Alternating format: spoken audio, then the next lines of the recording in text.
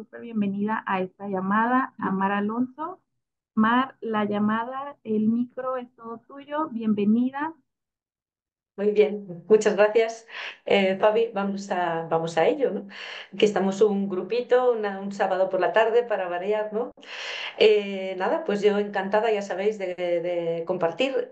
Vamos a tocar un tema que es un poquito complejo, pero lo voy a tocar de una manera creo que fácil para transmitir lo que más me interesa, que bueno, pues el conocimiento lo que abre es ventanas de oportunidad y en esas ventanas de oportunidad pues podemos ayudar a muchas personas y podemos entender muchas cosas y sobre todo ir cambiando el sistema de pensamiento, ¿no? De cómo vemos la medicina. Creo que ya tiene una buena masa crítica esto, cada vez hay más personas buscando una manera de ver diferente y esa manera exige recursos diferentes. Bueno, ya me conocéis, yo llevo desde el año 91 colaborando en la investigación de las sales de prana. Ha sido algo apasionante, un camino increíble en el que estábamos un grupo pues de voluntarios allí poniendo nuestros cuerpos también a probar, porque claro, hay que investigar y bueno, pues la verdad que ha sido un camino muy bonito y bueno, pues difundo muchísimo este tema, lo utilizo en todos mis casos y bueno, pues hoy nos vamos a centrar en el riesgo cardiohepático metabólico desde microbiota para que también vayamos mucho más allá de los SIBOs, de las molestias intestinales, de las enfermedades inflamatorias intestinales, de que se me hincha la tripa, de que la diarrea, el estreñimiento, no, mucho más allá de eso. La microbiota está conectada con todo y hoy vamos a hablar de los ejes que unen microbiota con cardiovascular, con hígado y con procesos metabólicos. Es un tema muy bonito, sobre todo por lo que nos puede aportar, ¿no? Y trabajar desde el microbioma. Todo esto siempre es, como digo, una ventana de oportunidad, porque a quién se le ocurriría manejar una hipertensión desde el microbiota o manejar problemas metabólicos o, bueno, pues tratar un hígado graso no alcohólico e incluso poder revertirlo, ¿no? El microbioma nos ofrece un mundo aparte. Así que, bueno, vamos a ello. Al final dejaremos un ratito para preguntas y vamos a ver entonces qué vinculación, qué peso específico tiene la microbiota en patología cardíaca, en patologías metabólicas y en problemas hepáticos. Primero, la microbiota en la salud. Me gusta mucho siempre enfocar microbiota en salud y microbiota en enfermedad. Creo que es algo que ya empieza a cambiar la visión, ¿no? La medicina se ha fundamentado excesivamente en lo patológico y hay que conocer primero lo fisiológico, ¿no? O sea, ¿qué me da la microbiota en contexto de salud? Me va a hacer entender de manera inmediata que si pierdo esas bondades, pues voy a tener problemas. Entonces, microbiota a efectos de funciones es también un abanico muy amplio, pero principalmente va a tener funciones digestivas y metabólicas, funciones nutritivas y tróficas, función de barrera. Las barreras son tremendamente importantes y en la medida en que vamos teniendo cada vez más factores ambientales, la barrera es la que va a preservar la salud del huésped. Funciones inmunomoduladoras a efectos inmunes, por supuestísimo, síntesis de neurotransmisores, también sintetiza vitaminas, aminoácidos, en fin, y el crecimiento y especialización del medio interno. La idea es que miremos siempre la microbiota como un órgano desde un punto de vista funcional, desde un punto de vista físico no es un órgano, pero desde un punto de vista funcional es un órgano con una intensa actividad metabólica, digestiva e inmunitaria. Y además es un órgano que siempre, por mal que esté, siempre nos va a permitir una intervención para cambiar las cosas. Es, como digo, una superventana de oportunidad, ¿no?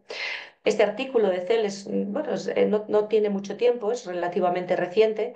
Nos habla de los efectos de la microbiota sobre la fisiología del huésped y de cómo el microbioma intestinal, que nos centramos, aunque hay microbiota en otras partes, como en el pulmón, en la cavidad oral, en la cavidad vaginal, en la piel, etcétera, etcétera, nos centramos mucho en el microbioma intestinal porque es donde viven la mayor parte de bacterias, donde viven la mayor parte de microorganismos. Entonces es una microbiota que se conecta con todas las demás, ¿vale? Eso es muy importante. Entonces, en este artículo detalla cómo el microbioma intestinal influye en el desarrollo y en la función de todos los sistemas del cuerpo en mamíferos, teniendo efectos, por tanto, tanto locales como a nivel sistémico, ¿no? Y Dependiendo del sistema que queramos estudiar, pues vamos a ir viendo cómo, si yo quiero ver el eje intestino-pulmón, tendré que estudiar determinados miembros del microbioma y tendré que estudiar qué metabolitos producen. Esto nos da unas posibilidades inmensas porque analizando, como veréis ahora en el riesgo cardiopático metabólico, poquitos parámetros, unas bacterias concretas, unos miembros del microbioma concretos y unos metabolitos concretos, podemos tener muchos datos de cómo está funcionando esa microbiota respecto a lo que estemos analizando, sea el riesgo cardio, el riesgo hepático o el riesgo metabólico. Hay una base de datos abierta que podéis consultar donde van colocando, van subiendo los estudios sobre la microbiota y la enfermedad. En este caso pasamos de lo que estábamos hablando, microbiota, las funciones en contexto de salud, cómo influye en la fisiología de todos los sistemas. Bueno, pues ahora vamos a hablar del vínculo microbiota-enfermedad. Y en esta base de datos que se va actualizando y que, como os digo, es abierta, la podéis consultar quien queráis, se van recogiendo los estudios que relacionan la microbiota con determinadas enfermedades. A día de hoy ya hay una recogida de datos con 375 enfermedades diferentes. Enfermedades en las que la disbiosis intestinal va a contribuir tanto en su patogénesis, en la aparición, como va a ser determinante en cómo vaya evolucionando, ¿no? En su pronóstico. Afecciones digestivas, obesidad, diabetes, alergia, síndrome metabólico, psoriasis, el cáncer, enfermedades neurodegenerativas, que es en algo que yo especialmente he trabajado. En fin, que vais a encontrar vínculo con todo tipo de patologías. El hecho de encontrar vínculo no implica que haya causalidad, pero sí que hay relación. Y la intervención dirigida al microbioma siempre, siempre nos va a ayudar. En algunos casos puede llevarnos hasta a dar la vuelta completamente al proceso y en otros casos va a mejorar su pronóstico o va a mejorar su situación o va a aliviar cierta sintomatología. Pero siempre en esas enfermedades donde hay un vínculo entre microbiota y esa enfermedad, siempre la intervención dirigida al microbioma puede ayudarnos muchísimo. Y estos son como los principales ejes para, desde un punto de vista pedagógico, ¿no? Pues para estudiar microbiota, las relaciones de microbiota con la enfermedad, pues bueno, pues se divide en ejes. Estos son los principales, el eje intestino, cerebro, que es el que más conocemos, y las consecuencias de la alteración de este eje o la relación de la alteración de este eje con determinadas enfermedades va desde enfermedades neurodegenerativas, neuropsiquiátricas en general, y el autismo, que es un tema que también bueno, pues he profundizado muchísimo, ¿no? El eje intestino-corazón, el eje intestino-piel, el eje intestino-pulmón y el eje intestino-metabolismo. En la última década, y yo diría que en las dos últimas décadas, en la última década se ha visibilizado muchísimo el tema de la microbiota, pero se conoce desde mucho más. Por ejemplo, el Instituto de Microecología alemán, con el que yo tuve la suerte de iniciarme, lleva más de 60 años en la investigación del microbioma.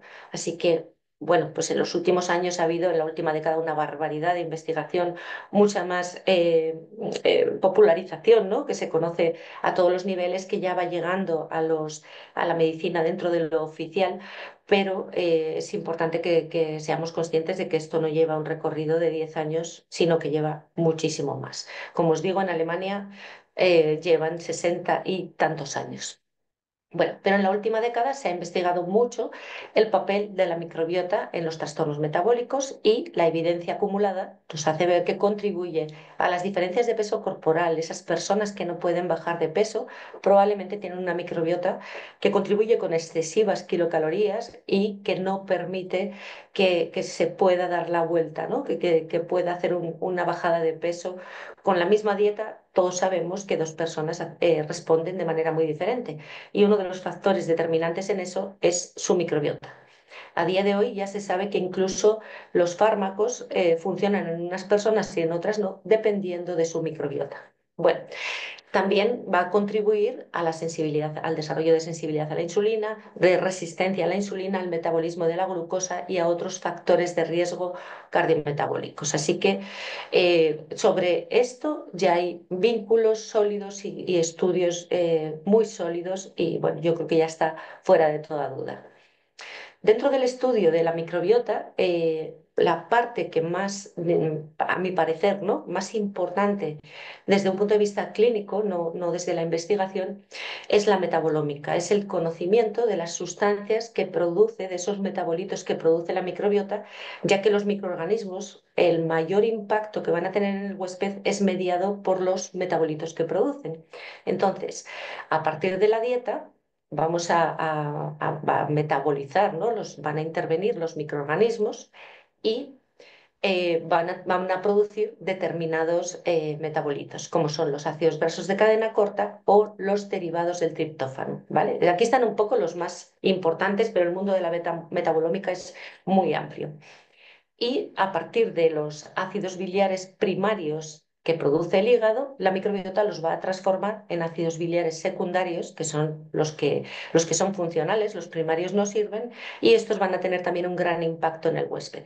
En todas las diapositivas que vienen de un estudio en particular, os dejo la referencia, son estudios que después de hacer una criba importante me han parecido los más bonitos, los más relevantes y a la vez sencillos.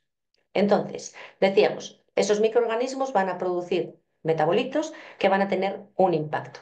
Ácidos grasos de cadena corta, si os metéis en el mundo de la microbiota, los vais a oír, los vais a leer, oír y ver por todas partes, porque es el metabolito, son los metabolitos benéficos más importantes. Se obtienen a partir de la fermentación de la fibra dietética, fundamentalmente por la microbiota que está en el colon ascendente, que es la sacarolítica, y los más importantes son acetato, propionato y butirato, de los que hablaremos después, porque tienen un impacto en lo que nos ocupa, ¿no? Una especial importancia en este eje cardiohepático metabólico.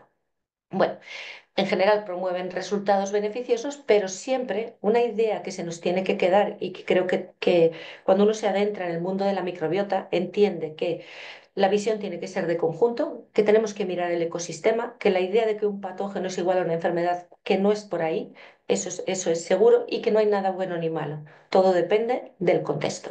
Entonces, en lo que vamos a hablar hoy, el ácido propiónico o el propionato es altamente beneficioso, tiene que ver con la glucemia, ¿no?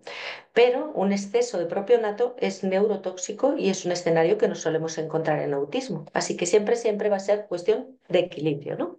Por eso ese enfoque de ir a por un patógeno o de solo desparasitar o de tratar cándida y ya, eso no sirve, eso no es duradero y no va a cambiar el escenario de ninguna de las maneras, ¿no? Puede haber una mejoría momentánea, pero poco más.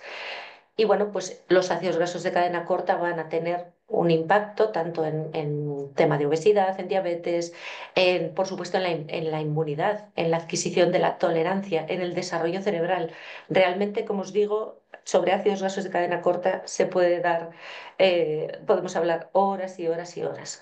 Ácidos biliares secundarios, como decíamos, el hígado produce los primarios, la microbiota los transforma en secundarios y tienen un gran impacto en el huésped y de lo más variado, pero uno de los que nos importa en este momento es la señalización endocrina, es decir, el equilibrio metabólico, el equilibrio endocrino también requiere de la producción de estos ácidos biliares secundarios, muy importantes en el eje intestino-hígado.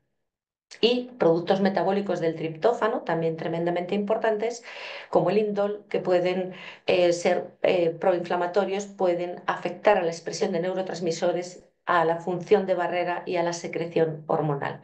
Por eso estos metabolitos tienen particular interés en todo lo cardiometabólico. Esta es una imagen de otro estudio, bueno, de otra publicación preciosa, que creo que comprendiendo este gráfico, la clase de hoy se acabó, ¿no? Porque tenemos todo el esquema aquí y se habla de las interacciones entre la microbiota intestinal y el huésped y siempre van a ser mediadas por metabolitos. Por eso os digo que la metabolómica es, desde un punto de vista práctico y clínico, lo más importante.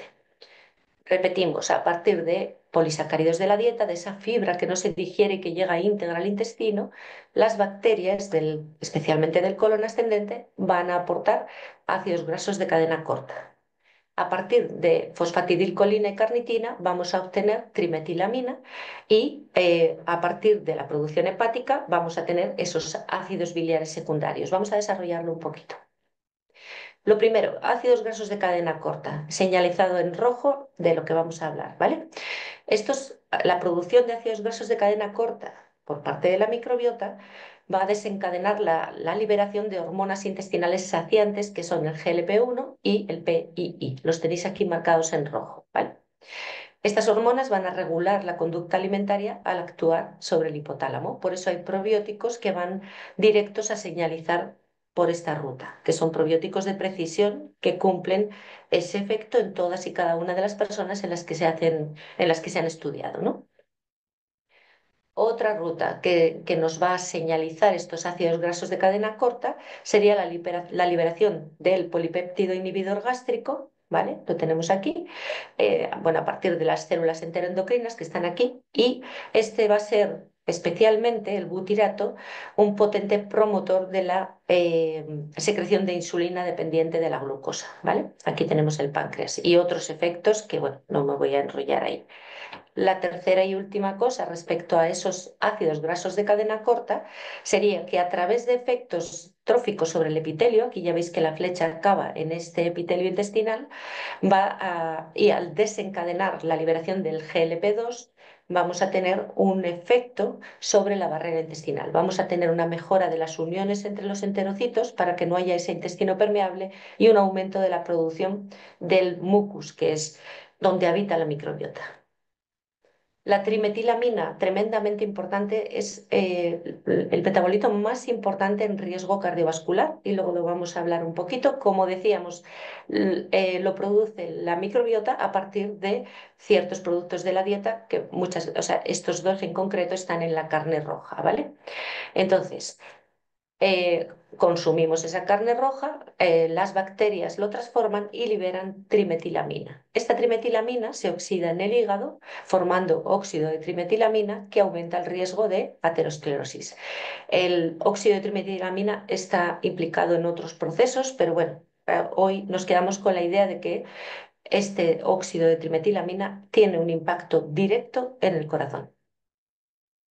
Los ácidos biliares, aquí tenemos las rutas, vamos a tener dos caminos a través de que este es una palabreja de este receptor, va a aumentar el gasto energético de las células grasas y por otro lado va a tener un impacto a nivel de músculo y de hueso, ¿vale? Pero esos ácidos biliares secundarios, recordad, los primarios los produce el hígado, pero si la microbiota no los transforma en secundarios, no podemos tener sus bondades.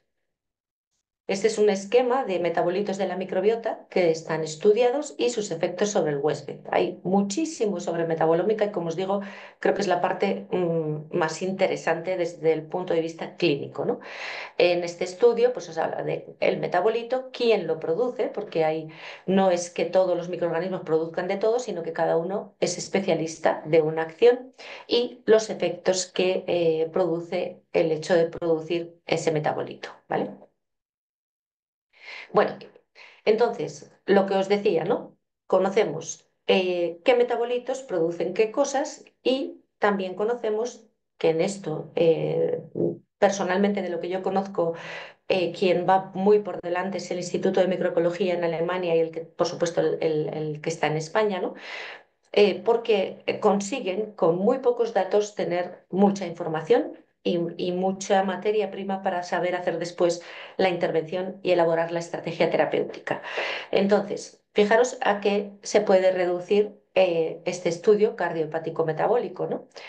Parámetros, vamos a tener dos partes, parámetros específicos de riesgo y unos parámetros que son comunes a los tres, tanto al riesgo cardio, al hepático como al metabólico, ¿vale? Dentro del riesgo cardiovascular, ¿qué vamos a buscar? Las bacterias que producen trimetilamina, que como decíamos, tienen un impacto directo en el corazón, tienen un impacto directo en la aterosclerosis y otras cositas que ya veremos. Respecto al riesgo hepático, las bacterias productoras de sulfuro de hidrógeno son las más importantes y especialmente la Bilophila guasgordia. Y también vamos a cuantificar o vamos a buscar los ácidos grasos ISO, que son marcador precoz de sobrecarga hepática. Por último, en riesgo metabólico, los aminoácidos de cadena ramificada, el mayor productor Prevotella copri, y van a tener importancia dos ácidos grasos de cadena corta, el ácido propiónico y el acético. El propiónico, en este caso, es beneficioso. Tener una suficiente cantidad de propionato es beneficioso respecto al riesgo metabólico. En cambio, encontrar mucha Prevotella copri no es interesante y tener un acético alto tampoco. Y a todos estos, a los tres, al riesgo cardiohepático y metabólico, vamos a tener tres parámetros de riesgo. Los LPS, tener muchas bacterias con un tipo de lipopolisacáridos en su superficie, es un riesgo en los tres niveles. Y esto es cuantificable, ¿vale? El butirato sería beneficioso, tener una buena producción de butirato que tiene esa capacidad antiinflamatoria, esa capacidad de conservar la permeabilidad intestinal, es benéfico. Y hay otro parámetro importante a medir, que es la zonulina, porque la zonulina es la mejor manera de medir, eso es una proteína que nos va a dar el dato de si hay aumento de permeabilidad intestinal. Así que en los tres nos importa, o sea, son comunes estos tres parámetros.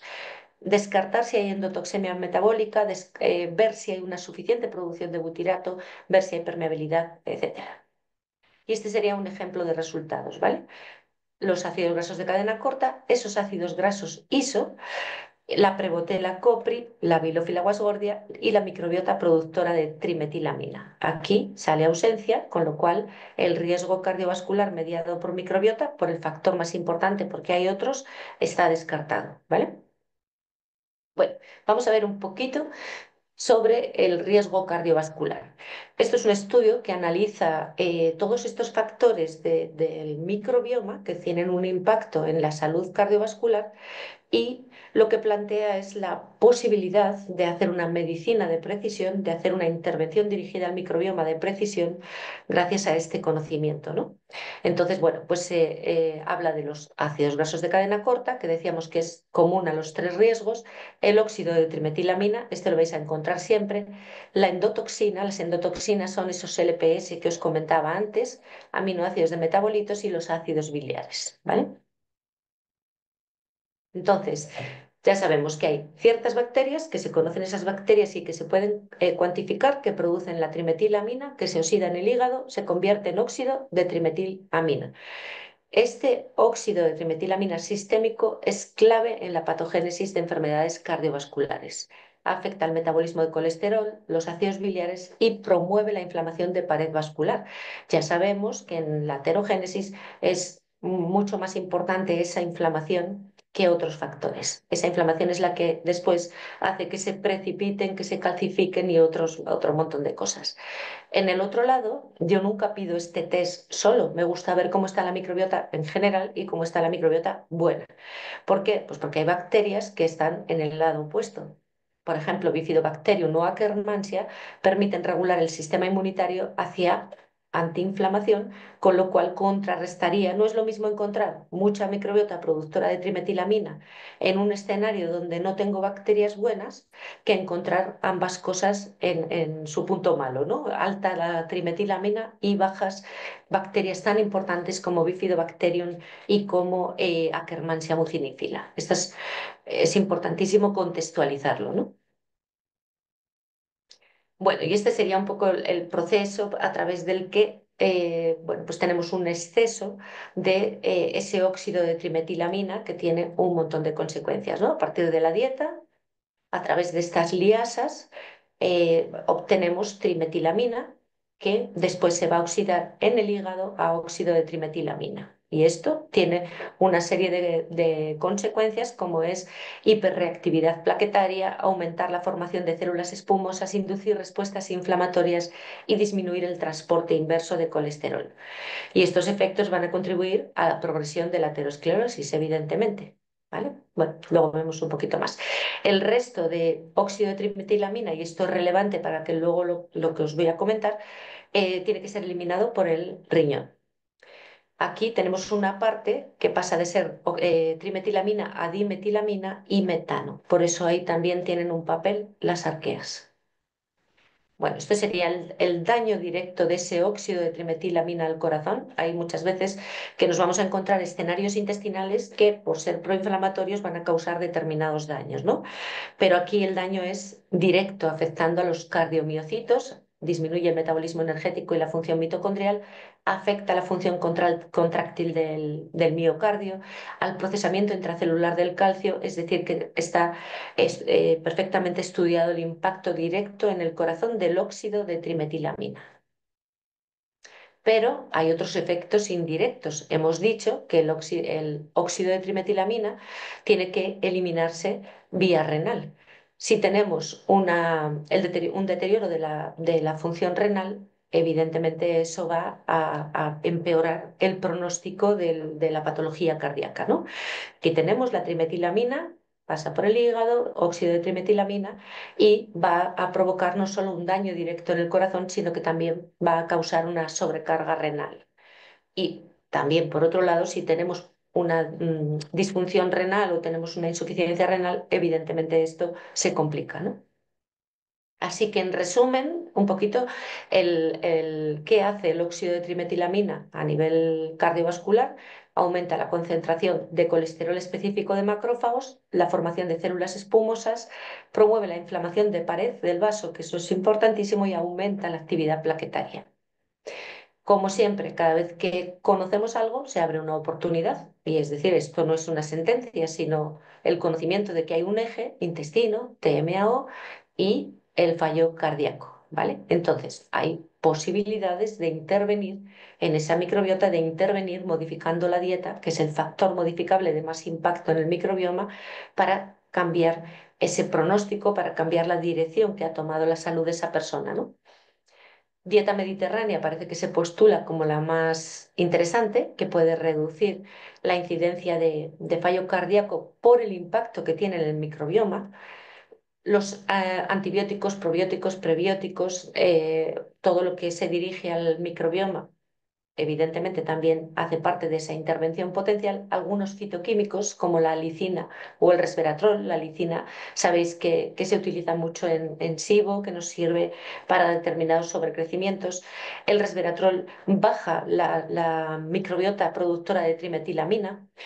Y luego, bueno, pues inhibidores de las liasas. Por otro lado, fijaros, aquí podemos, en esta ruta, intervenir con inhibidores de las liasas. Decíamos que a partir de lo que tenemos en la dieta, vamos a obtener trimetilamina por las liasas. Si se mete un inhibidor de las liasas, se frenaría la biosíntesis de trimetilamina. Yo sobre eso ni idea porque no tengo experiencia. Y por otro lado, se espera que las arqueas reduzcan los niveles de trimetilamina y lo metabolicen en metano. Esto es un punto de atención muy importante porque si no se comprende la microbiota en conjunto, podemos hacer intervenciones muy poco saludables. Imaginaros que una persona tiene una alta producción de trimetilamina y entonces las arqueas crecen porque les sirve de alimento. Lo metabolizan, quiere decir que se lo comen y producen metano.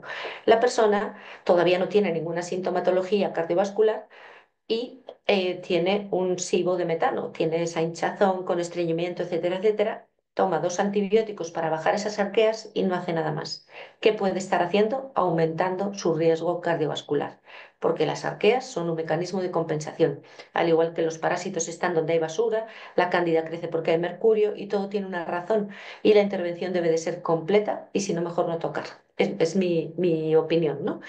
Y luego, bueno, pues inhibidores en este paso de conversión de trimetilamina a óxido de trimetilamina, podemos, bueno, pues interferir con berberina o con, bueno, pues con otros productos y elaborar una estrategia completa para frenar este exceso de óxido de trimetilamina y aumentar el riesgo de fallo cardíaco. Si estamos en un contexto en que la persona ya tiene un antecedente o ha tenido un problema o tiene una insuficiencia cardíaca, esto todavía, pues bueno, pues cobra muchísima importancia para prevenir que vuelva a tener problemas, para mejorar su pronóstico, etcétera. Todos estos metabolitos, hemos hablado de algunos, tienen un papel importante en la fisiopatología de la insuficiencia cardíaca. Ya no estoy hablando de empeorar el pronóstico o algo menor, no, estamos hablando de la fisiopatología de la insuficiencia cardíaca. Y aquí están incluidos pues, estas endotoxinas de las que hemos hablado, que eran riesgo común, endotoxinas de esos lipopolisacáridos, están en la membrana externa de bacterias gram negativas, los ácidos grasos de cadena corta, la trimetilamina, el ácido fenilacético.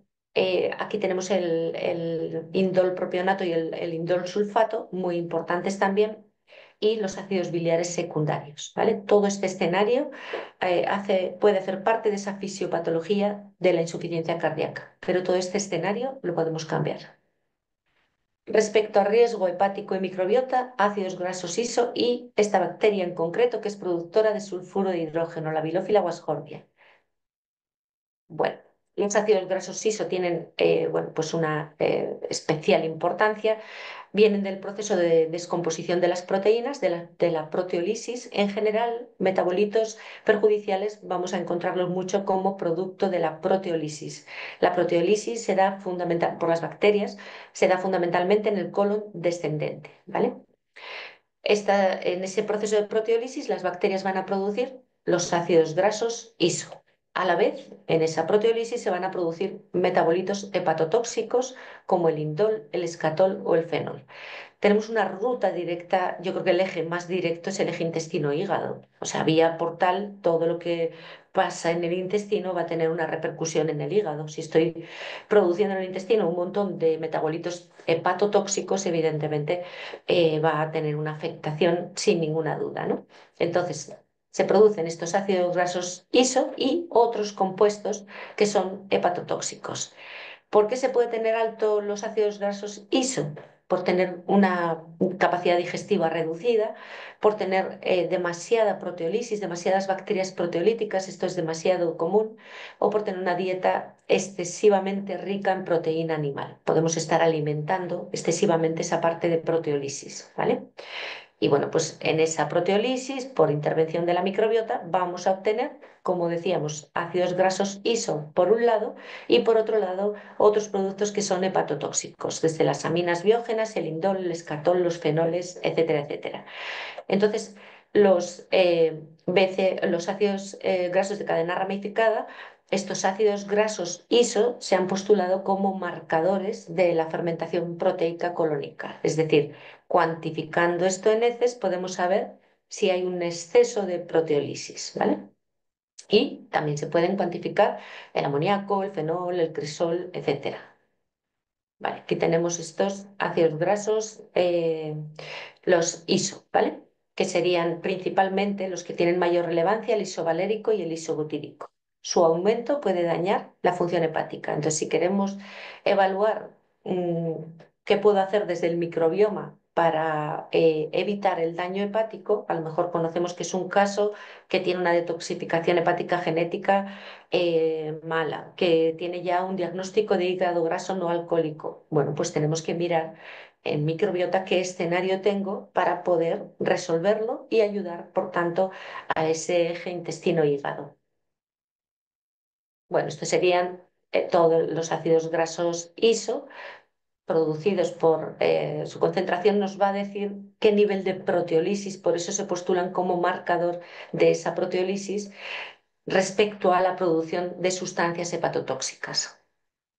Bueno, estos aumentan con la edad, se relacionan con la depresión, con el síndrome de Rett y la anorexia nerviosa, para que veáis la repercusión que puede tener el aumento de un metabolito de microbiota. Altos niveles de isovalerato en heces se han relacionado con depresión y con los niveles de cortisol. También hay una relación con el metabolismo de lípidos y, bueno, pues que tienen también un papel en la regulación del metabolismo de la glucosa y de los lípidos. Eso era uno de los factores de riesgo de enfermedad hepática, ¿vale? El otro es la presencia de Bilophila guasgordia, que como decíamos es bacteria productora de sulfuro de hidrógeno. El sulfuro de hidrógeno en cantidad adecuada tiene muchísimas bondades como proteger a las células. En una cantidad excesiva es justo lo contrario, destructor de las células. Y bueno, pues va a afectar a los ácidos biliares, va a alterar el metabolismo de los ácidos biliares, va a ser uno de los elementos que aumenta la permeabilidad intestinal, porque ese sulfuro de hidrógeno en cantidades elevadas es muy lesivo, muy irritante, va a inflamar la mucosa intestinal. Entonces, esto va a impactar en la salud hepática. Evidentemente también en otras cosas, ¿vale? Pero bueno, pues ahora estamos en estas. Riesgo metabólico, bacterias productoras de estos aminoácidos, como la más importante es la Prevotella copri, y los ácidos grasos de cadena corta, que decíamos que era benéfico tener propionato en cantidad suficiente y no tener un acetato excesivo, que es típico del síndrome metabólico. Prevotella copri es el principal productor de aminoácidos de cadena ramificada en el intestino, ¿vale? Y estos aminoácidos de cadena ramificada promueven el desarrollo de la resistencia a la insulina y, bueno, pues, tiene un impacto directo en el metabolismo, ¿vale? También, bueno, pueden ser un factor de riesgo respecto al desarrollo de diabetes tipo 2. Fijaros, en un punto precoz, en una primera instancia, cuando vemos que empieza a elevarse esa hemoglobina glicosilada, la intervención en el microbioma puede resolverlo completamente. Con este tema de mirar en intestino si hay permeabilidad, si tenemos lipopolisacáridos en exceso, si tengo esta Prevotella copri aumentada, etcétera, ¿no? Aparte de tener una producción de metabolitos tóxicos. Entonces, estos BCA se postulan como biomarcadores para la diabetes tipo 2. Y aquí nos metemos en que esto nos ofrece la posibilidad de una medicina preventiva. Imaginaros que alguien tiene, bueno, pues en la familia o tiene, sabemos que tiene una predisposición al desarrollo de diabetes, podemos trabajar en el microbioma y que no llegue a desarrollarla o retrasar su desarrollo o en la mayoría de casos evitarla. Fijaros, el aumento se asocia con el riesgo 5 veces mayor de diabetes tipo 2 y predice a diabetes hasta 12 años antes de su aparición. Lo que os decía, ácidos grasos de cadena corta, riesgo metabólico, acetato alto, va a inhibir la sensación de saciedad, ¿vale? Va a estimular la gluconeogénesis y la liponeogénesis. El propiónico tiene un efecto contrario, aumenta la saciedad y reduce el colesterol y mejora la sensibilidad a la insulina. Y el butirato, que es bueno para de todo, es especialmente importante para el mantenimiento de la permeabilidad intestinal adecuada. Bueno, este sería un poco en extendido los efectos de la microbiota y sus metabolitos en la resistencia a la insulina. Bueno, es un tema, a mí me parece apasionante, ¿no? Si te quieres meter aquí a saco. Vamos con los que son comunes a los tres: microbiota y riesgo cardiohepático metabólico, butirato, lo pongo en verde porque este es benéfico, los lipopolisacáridos, que no son nada benéficos, son un tipo concreto de lipopolisacáridos, y la hiperpermeabilidad intestinal e inflamación sistémica, es decir, la endotoxemia metabólica. Bueno, butirato va a cuidar la barrera, el impacto del butirato a nivel cardiovascular también es enorme, reduce el tamaño del infarto y los indicadores de daño miocárdico. La intervención con butirato, yo creo que en todas las pautas en algún momento trabajamos con butirato. Aumenta la termogénesis y promueve la oxidación de grasas, así que también a efectos metabólicos nos va a ayudar. Puede aumentar la sensibilidad a la insulina. En esas personas que veis que van apuntando maneras al síndrome metabólico, butirato es excepcional porque toca todos los factores y es eficaz en la reducción de la hiperglucemia, al reducir la expresión de genes relacionados con la gluconeogénesis.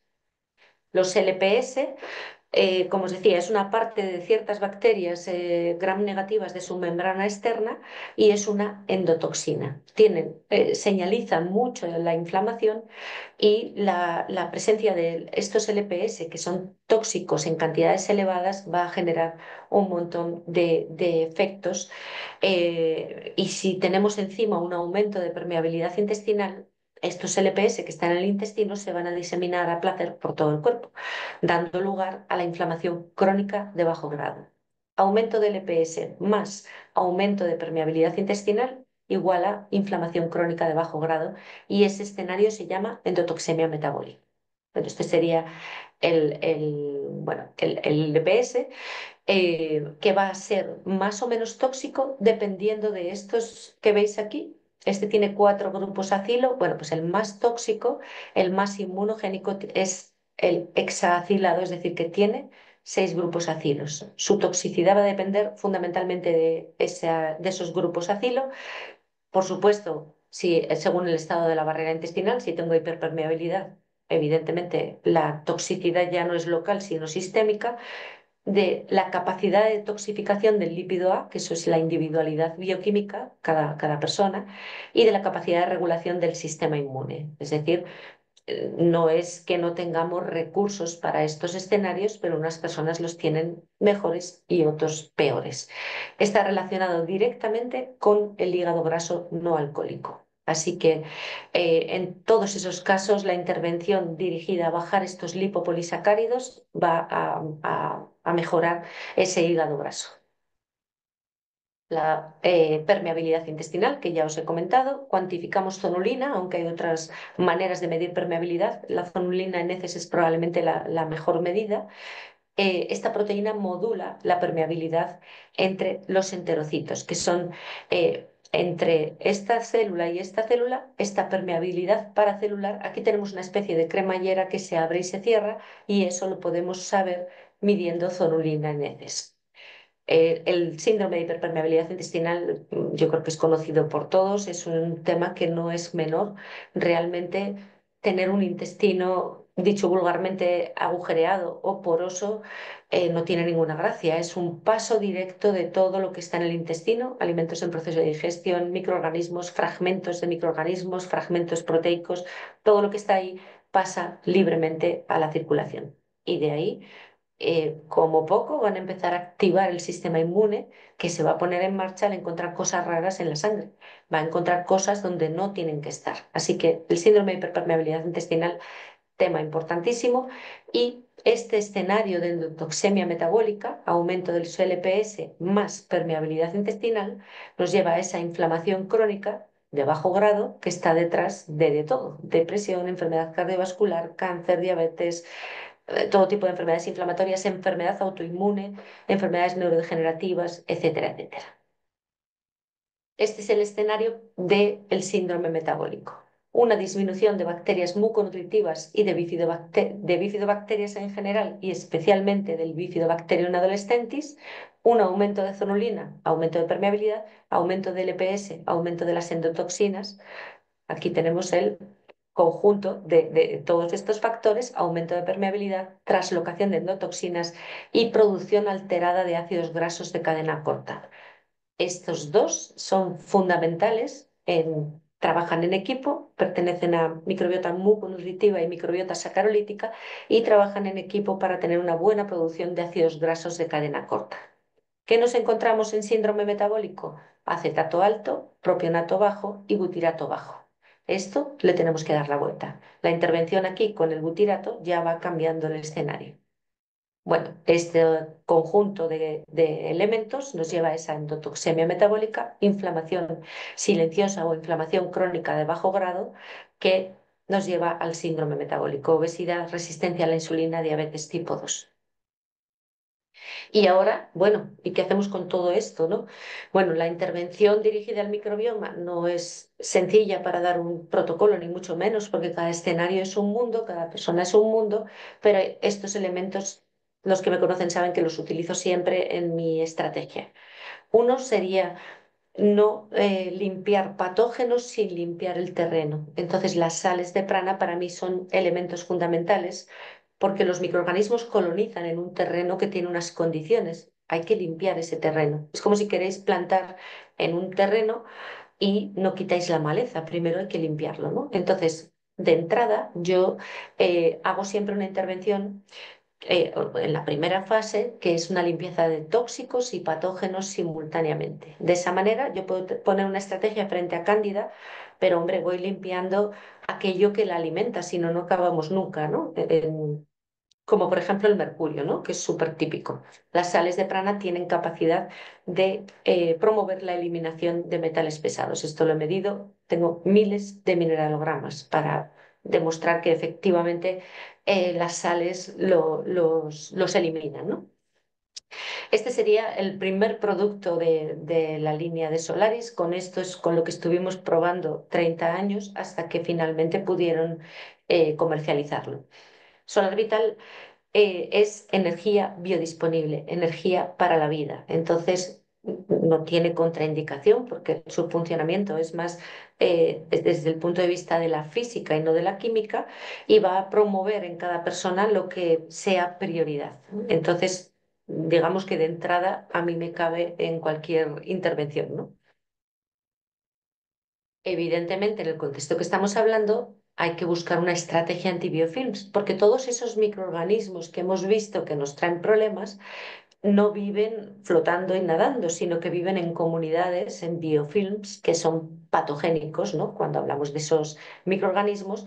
Y Enterovital se buscó específicamente para degradar, para que esos biofilms, esas comunidades en las que viven muchos tipos de microorganismos, siempre son multiespecie, bueno, pues deshacer como esos biofilms patogénicos y devolverla a la microbiota a su estado de salud.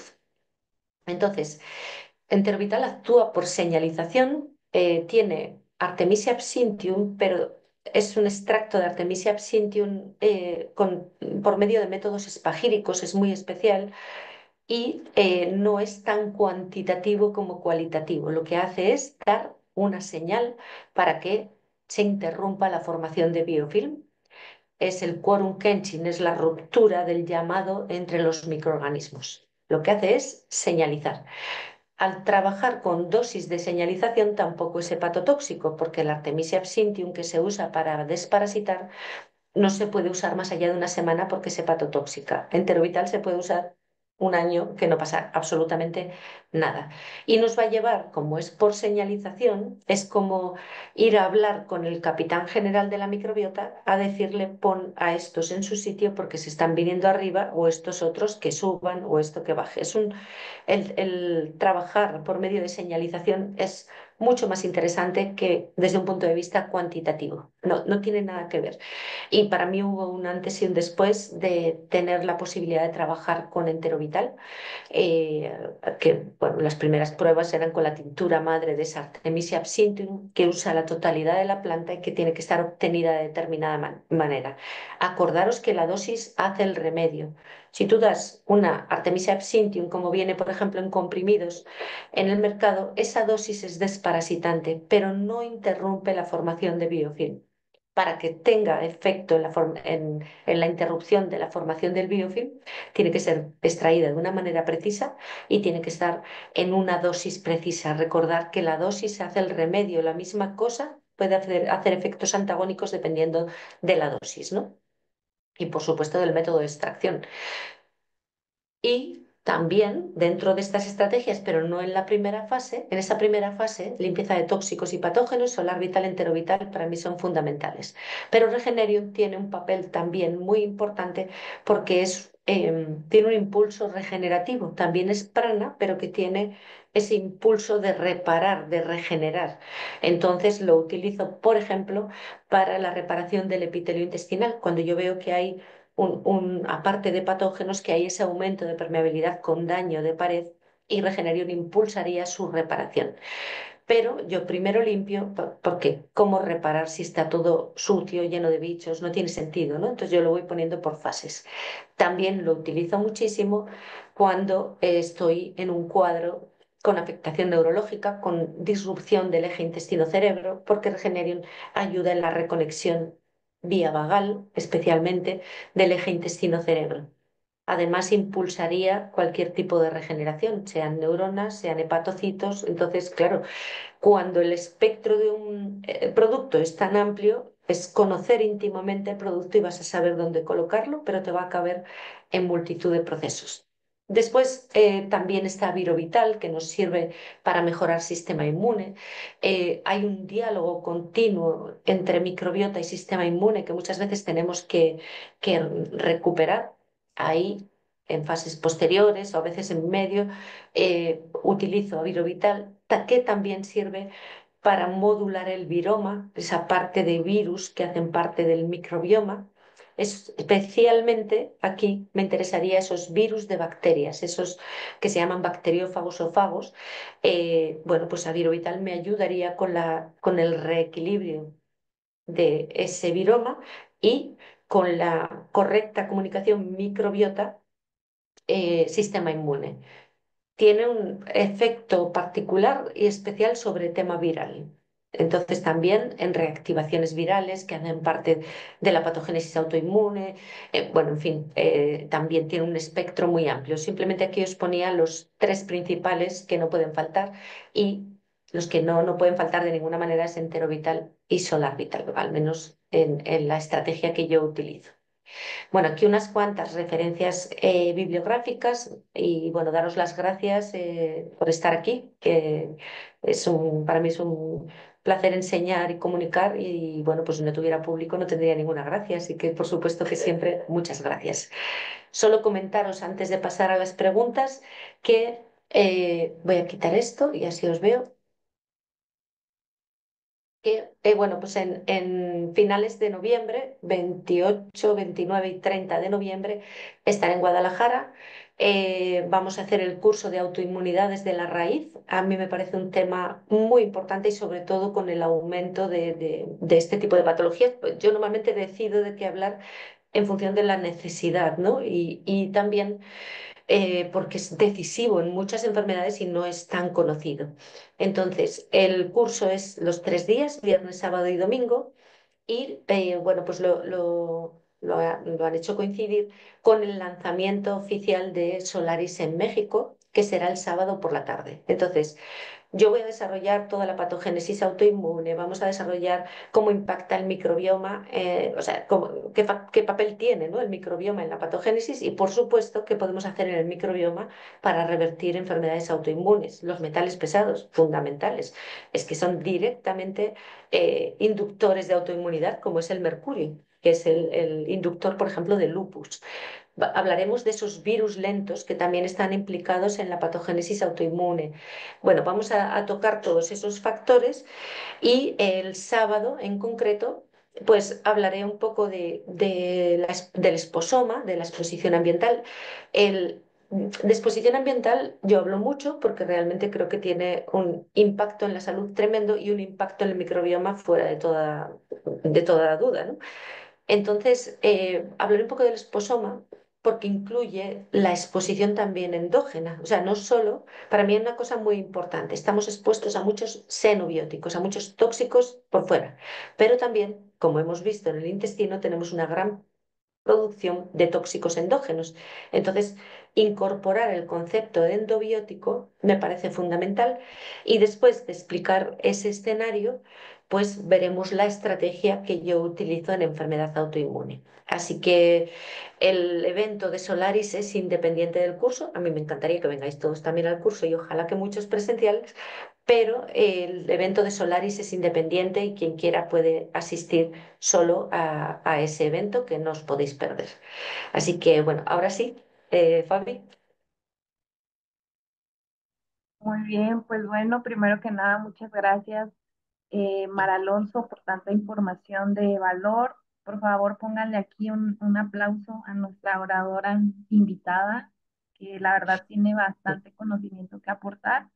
Y bueno, vamos a pasar a las preguntas. Si alguien tiene por aquí preguntas, nos las puede ir poniendo en el chat. Voy a subir el chat para ver si hay preguntas que hayan puesto antes. Y bueno, por aquí veo la primera. Raquel dice que es primero enterovital y después solar vital, o ambos pueden ser a la vez. Sí, depende del contexto, podemos empezar por uno, por otro. Para hacer una limpieza de tóxicos y patógenos, yo entro con los dos a la vez, porque es como ahí lo que busco es una sinergia que limpie el terreno y los patógenos simultáneamente. Ahora bien, cada caso es un mundo y hay veces que igual si vienen como con mucha intoxicación, primero hacemos una intervención en dieta y solar vital para empezar a limpiar un poco, y después ya nos metemos en un segundo paso con microbiota. O sí, depende del caso, ¿no? Pero cuando busco esta intervención los meto a la vez. Ok. Y bueno, hay otra aquí, no sé si ya se contestó con esta misma respuesta, pero dice, Mar, cuéntanos cómo haces tú la limpieza inicial. Sí, sí, sería esto, ¿no? Como lo que os digo, debe ir de la mano también de dieta, o sea, no podemos pretender atiborrarnos de procesados y tomar dos cosas y ya, ¿no? Hay que hacer cambios, ¿no? Entonces, de entrada, la limpieza inicial conlleva eso, ¿no? La evitación de determinadas cosas en la medida de lo posible y en cada caso es diferente y solar vital y entero vital. También deciros, por ejemplo, yo si tengo el dato preciso o la sintomatología muy clara de que hay una candidiasis, imagínate, una persona viene y tú ves que tiene cándida, tiene parásitos, tiene bacterias, lo primerito meto una estrategia dirigida a cándida en la que puedo usar propóleo, en la que utilizo un probiótico que tenga lactobacilos que compiten con cándida. Después ya me meto con el entero vital, lo mantengo más tiempo bueno, pues así, ¿no? Porque mi experiencia es que Cándida es muy bloqueante, entonces si sé que hay Cándida, un mes limpio Cándida, siempre cuando hago una intervención para candidiasis meto solar vital. ¿Por qué? Para sacar esos tóxicos que alimentan a Cándida y porque siempre que ataquemos un hongo, el hongo se va a defender produciendo micotoxinas. Entonces, sí o sí, meto solar vital en toda estrategia para Cándida, así sea que luego utilice propóleo, pomelo, orégano y un probiótico. La estrategia esta debe de llevar algo para las toxinas, algo dirigido a esa cándida y ideal es que a la vez que debilito cándida, meter el probiótico que compite y que le saque de la casa a cándida, ¿no? Que crezca en su nicho y así no permitimos su recidiva. Muy bien, acá tenemos otra pregunta. Si alguien tiene más preguntas, las puede dejar en el chat porque vamos a dar otro minutito más para las preguntas, así que sin miedo, sin vergüenza, aquí estamos para contestarlas. Y bueno, preguntan aquí, si el médico ya me indicó problemas de diabetes tipo 2, si no cambio mi alimentación y rutina, ¿cómo puedo usar Solar Vital y Hétero? Eh, vale.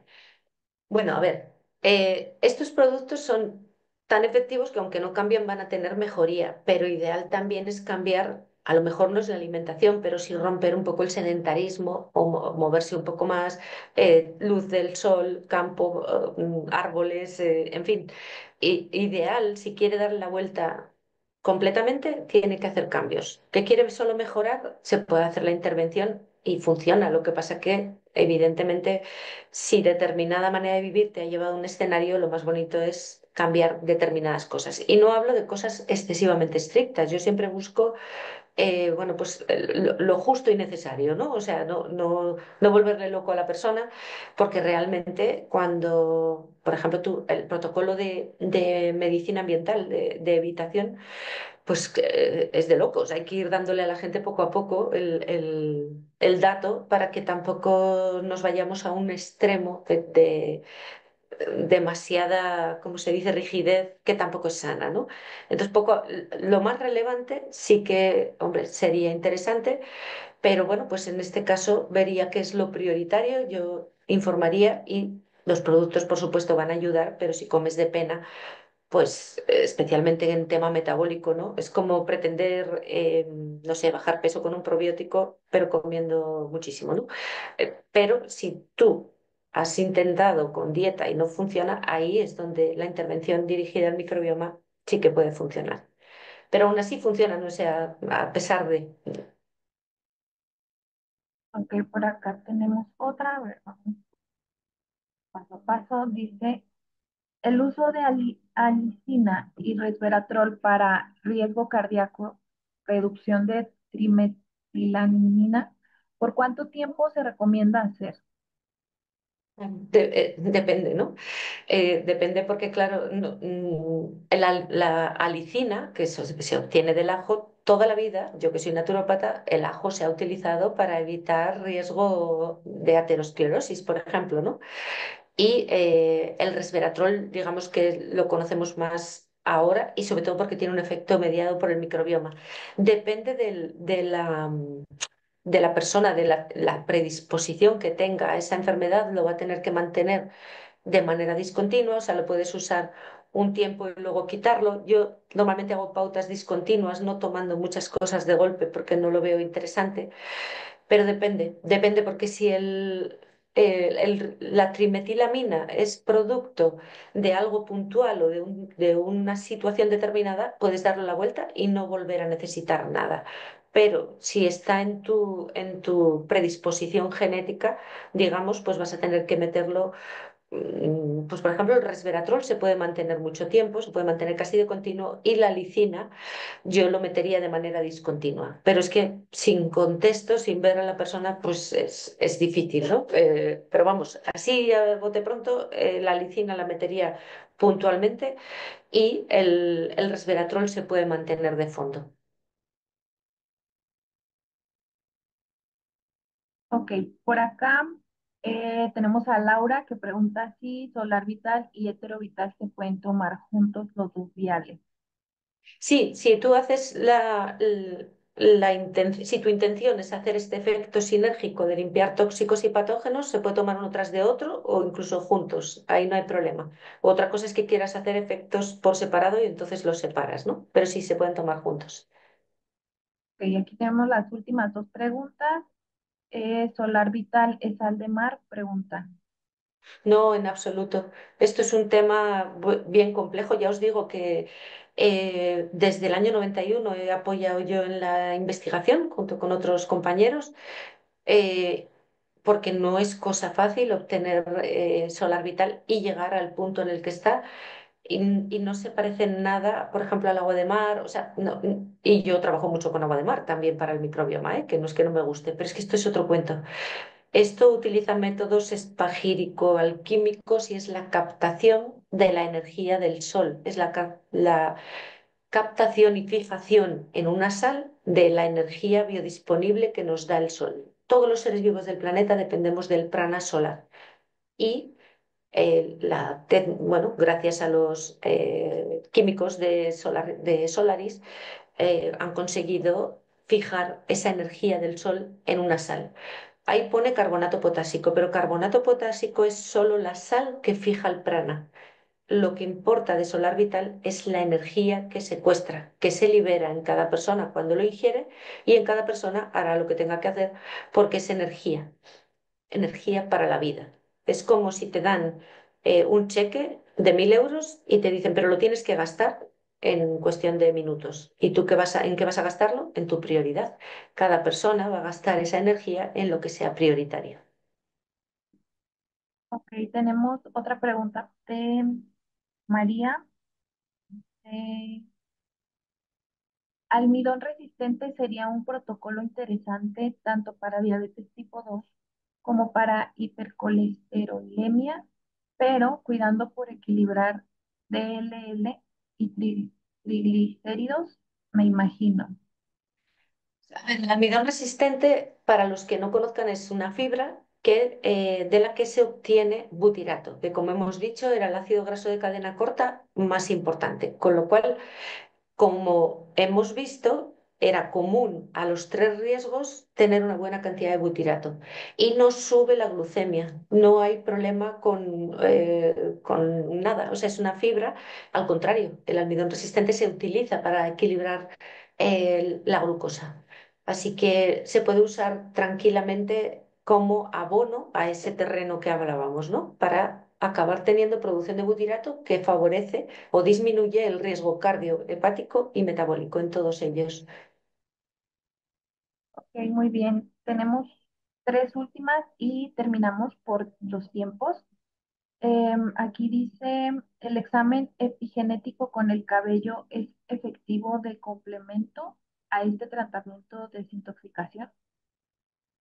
No tengo mucha experiencia con eso. Sí que he hecho muchos mineralogramas de cabello, donde medimos minerales y metales, incluso los mineralogramas de bulbo capilar, que también te dan datos de vitaminas, neurotransmisores, hormonas, y sí que es efectivo, por supuesto, pero ese examen en concreto tendría que verlo para ver hasta qué punto, pero supongo que sí, porque en cabello se pueden evaluar muchas cosas y es con lo que yo he hecho seguimiento del sobre todo de Solar Vital, ¿no? De cómo mueve, por ejemplo, cómo saca también glifosato, cómo limpia también micotoxinas. ¿Por qué? Porque es energía, no es cuando tú buscas un producto para desintoxicar, según qué cosas, el proceso químico requiere uno u otro elemento. Pero es que Solar Vital va a llevar a las vías de eliminación cualquier elemento tóxico que esté en el cuerpo. Eso os lo aseguro. Eh, entonces, bueno, pues me faltaría ver el test concreto, ver el seguimiento. Supongo que sí, pero no lo sé. Tenemos acá, dicen, recomiendan el estudio GMAP. No sé qué es, no sé qué es. Lo siento. Yo tampoco. Bueno, aquí dice, yo llevo tomando Solar Vital y Entero Vital 5 meses y me ha dado por escupir y mucho dolor en mis articulaciones. ¿Es normal? Desintoxicación. Claro, es que en la medida en que van surgiendo síntomas, eso nos da muchas pistas y te aseguro que había depósitos en articulaciones que antes o después le hubieran dado un problema de artritis o de lo que sea. Y si le da por escupir mucho, es que es una manera de decir el cuerpo, necesito limpiar. En esos casos, ayudar con la ingesta de agua, ahí sí que es conveniente también agua y agua de mar, para que no falten minerales que son fundamentales en la detoxificación. La sauna, la detox food spa, lo de meter los pies en ese aparato que ioniza el agua y también ayuda con la eliminación. O sea, tenemos que ayudar y a veces necesitamos apoyo hepático, que ahí os recomiendo Cardo Mariano, o necesitamos apoyo al sistema linfático. O sea, si después de 6 meses tomando esto sigue con dolores, haríamos algo un poquito más fino. Yo no uso solo, evidentemente, Solar Vital y Enterovital, sino que dependiendo de, utilizo otras cosas y en ese cuadro la dieta es fundamental porque esos dolores articulares por depósito vienen de un aumento de permeabilidad intestinal. Además de Solar Vital y Enterovital, probablemente le vaya muy bien añadir un buen butirato a- o por fases añadir una buena melena de león, que es excelente para corregir la permeabilidad aumentada. Por aquí nos aclaran que es el GMAP, que es un estudio de microbiota. A ver que yo me acuerde cuál es el GMAP, creo que es el de Mosaic. Sí, a ver, creo que es el de Mosaic. Si me lo confirmas, pues estupendo. El estudio que hacía antes Mosaic iba muy dirigido a patógenos y no nos daba datos de la microbiota de homeostasis. Pero, y ha cambiado, ahora tiene más valores y además mide metabolitos. O sea, para identificar un buen estudio, bueno, es que este es otro tema muy, muy amplio, pero mirar que mida metabolitos, no que solo sea un estudio de secuenciación, sino que te puede hacer una secuenciación completa, pero que después me cuantifique el butirato, que me mida el propionato, en fin. Y si no estoy mal, el GMAP sí lleva metabolitos.